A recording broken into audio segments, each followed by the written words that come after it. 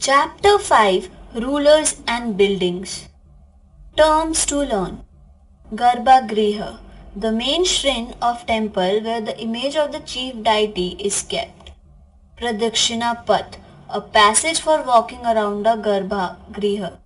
Gopurams, lofty pyramidal gateways of a temple.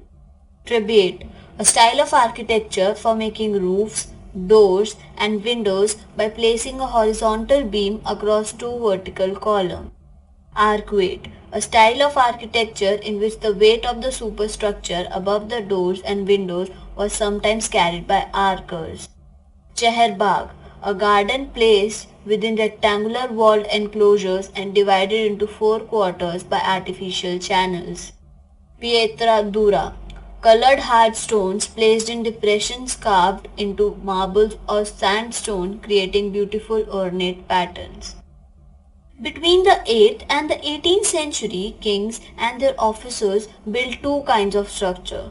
The first were forts, palaces, gardens, residences, and tombs, and second were structures meant for public activity including temples, mosques, tanks, wells, and saris. Kings were expected to care for this subject, and by making structures for their use and comfort, rulers hoped to win their praise. Construction activity was also carried out by others, including merchants. They built temples, mosques, and wells. Temple architecture. Many of the beautiful temples built between the 8th and the 13th century still survive.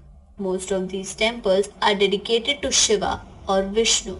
The North Indian style of temple architecture is known as the Nagara style, while the South Indian type of temple architecture is known as the Dravidian style. Some of the best temples built in the Nagara style are the Kandhariya Mahadev temple at Kanjoraha, Madhya Pradesh, and the Lingaraj and Mukteshwar temple at Bhubaneswar, Orissa. Kandhariya Mahadev temple. Dedicated to Shiva, it was constructed in 999 by the king Gangadeva of the Chandela dynasty.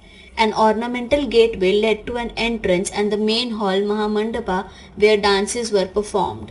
The image of the chief deity was kept in the main shrine Garbhagriha. This was the ritual worship where only the king, his immediate family, and priest gathered.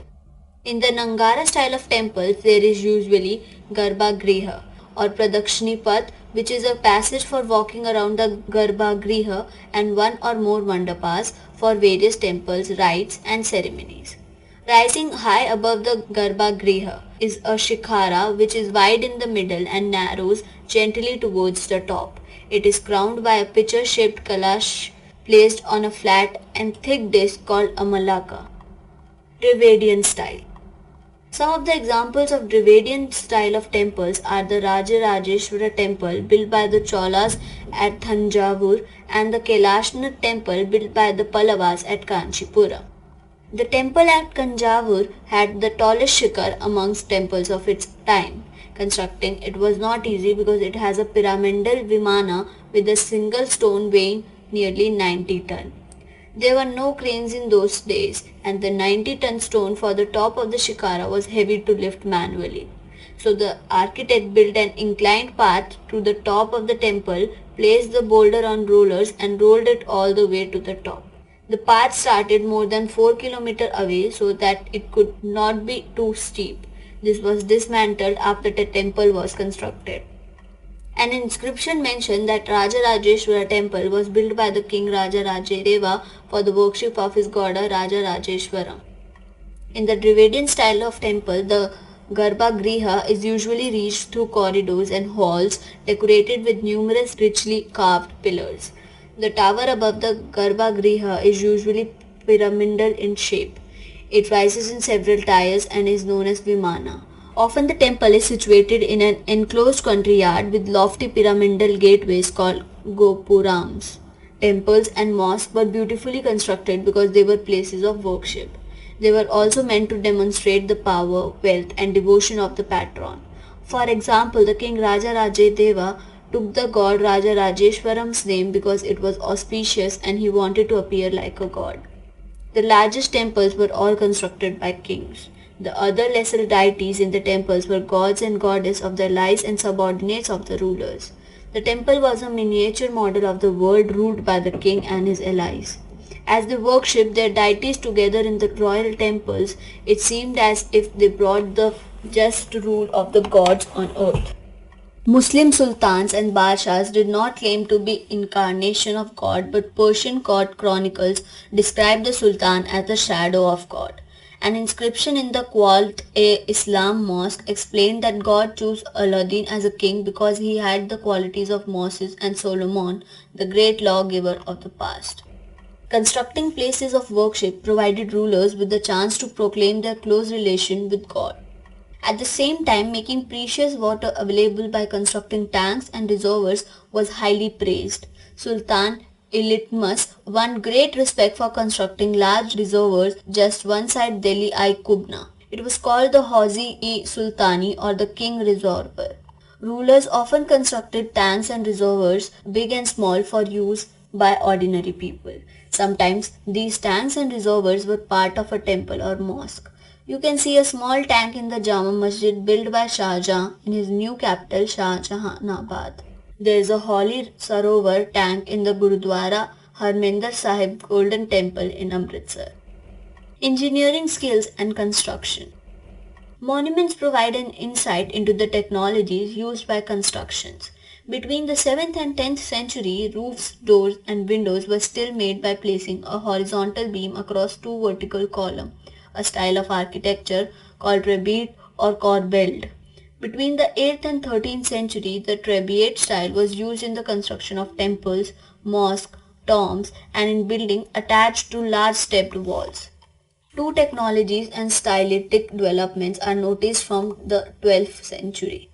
First, the weight of the superstructure above the doors and windows was sometimes carried by arch. This architectural form was called arcuate. Second, limestone cement was increasingly used in construction.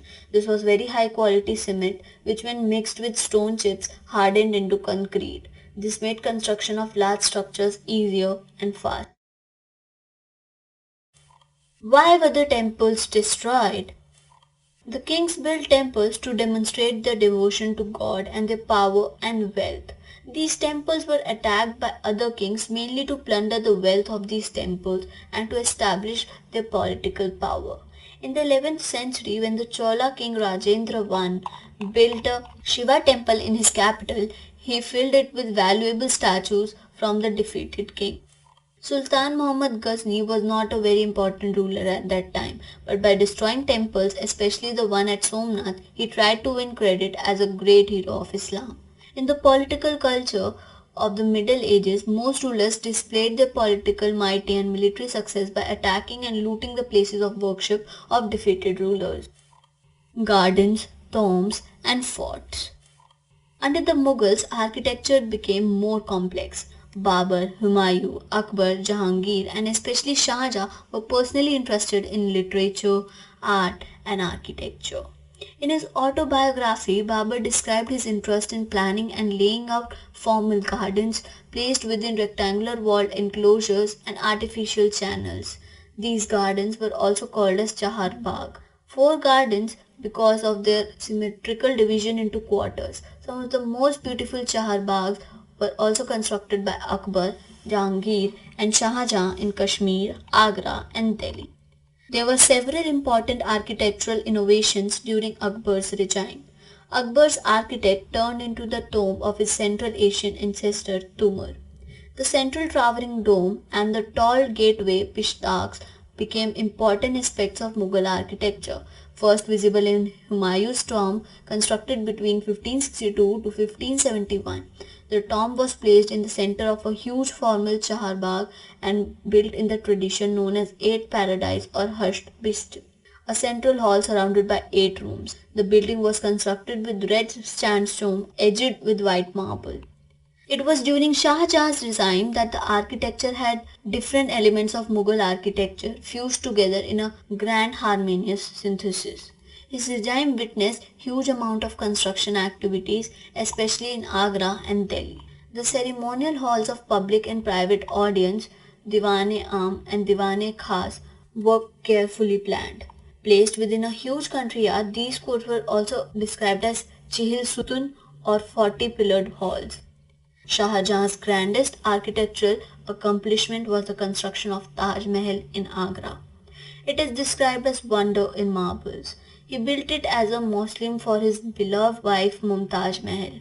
It is said that more than 20,000 people worked for about 20 years to build the monument and lay out its garden.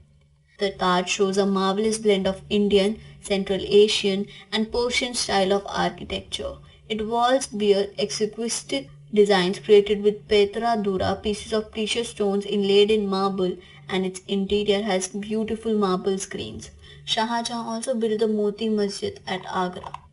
After Mumtaz Mahal's death, Shah Jahan shifted to a site now in Delhi. He named it Shahanabad. Here he built the Red Fort and the Jama Masjid. One of the most elegant buildings within the Red Fort is the Diwan-e-Khas. It has beautiful Petra Dura panels. This is where the famous peacock throne was placed. The canopy over the throne was supported by pillars decorated with gold peacocks and trees inlaid with diamonds, rubies, and other jewels. The Mughal Emperor Shah Jahan's chronicles declared that the ruler was the architect of the workshop of the empire and religion. Region and empire. As construction activity increased between the 8th and 18th century, there was a considerable sharing of ideas across regions in the field of architecture. The traditions of one region were adopted by another region. Mughal rulers were particularly skilled in adapting regional architectural styles in the construction of their own buildings.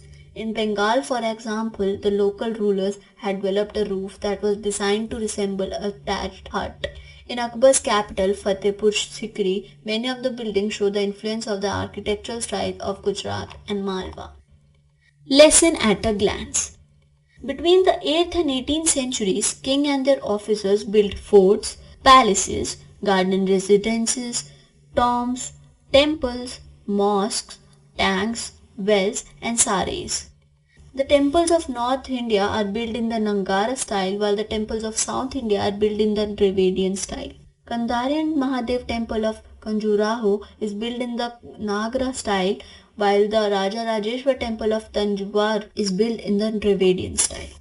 Temples and mosques were beautifully constructed because they were places of worship, and they were also meant to demonstrate the power, wealth, and devotion of patron.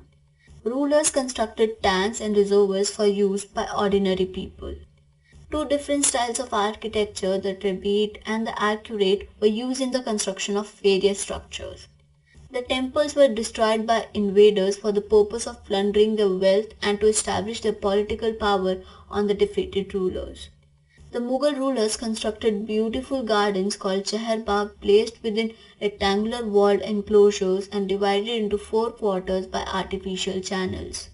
The central towering dome and the tall gateway became important aspects of Mughal architecture. Shah Jahan built the Taj Mahal as mausoleum for his beloved wife Mumtaz Mahal. He also built the Moti Masjid of Agra and the Red Fort and Jama Masjid of Delhi.